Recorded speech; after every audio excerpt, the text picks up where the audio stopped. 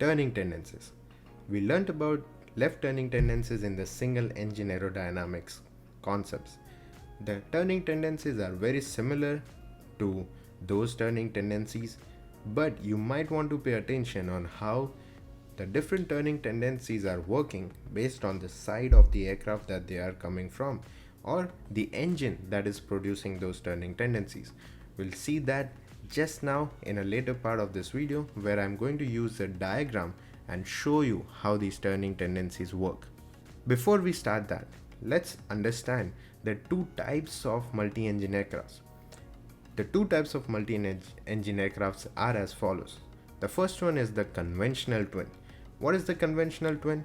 The conventional twin is the twin in which the engines are the same on each side. What do I mean by that?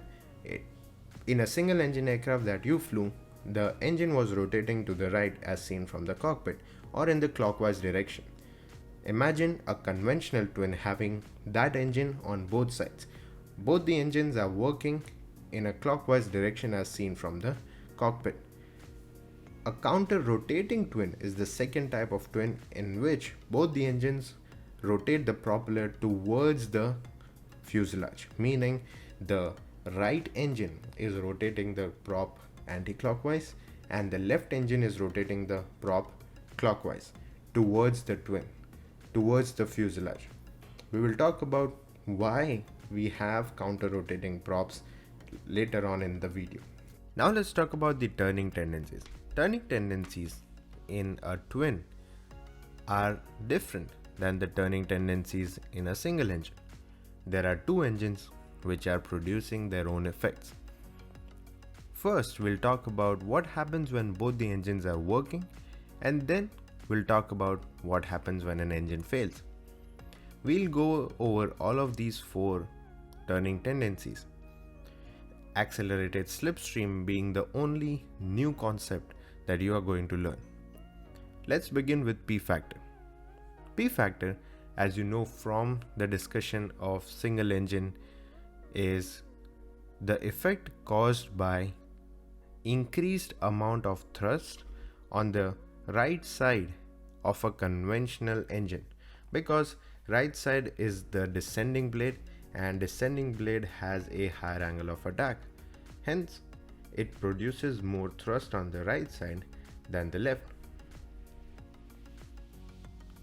We remember from our single engine aerodynamics that this used to produce a yaw to the left and hence it was a left turning tendency. Let's try to understand how P factor affects a twin.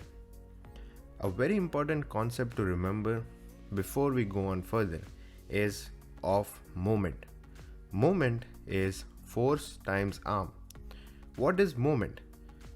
Moment is a rotational force created because of a particular force being applied away from the pivot point. A very simple example would be that of a door. When you open the door from the handle, you are creating a moment around the hinges and hence the door opens. It is a rotational force around the pivot point. Similarly, all the aircraft movement occurs around the CG. So we will be calculating all our moments from the CG. Let's take a look at P factor for the right engine. For simplicity, we are just going to consider the effect of the thrust of the rightmost tip of the propeller. The thrust is occurring on this plane. The arm would be from the CG to this plane, hence this distance. Force is a thrust, that distance is the arm, and it is going to create a moment. If you hold a pen to the CG and apply the force, it's going to create a moment to the left, hence a yaw to the left. What would happen with the left engine then?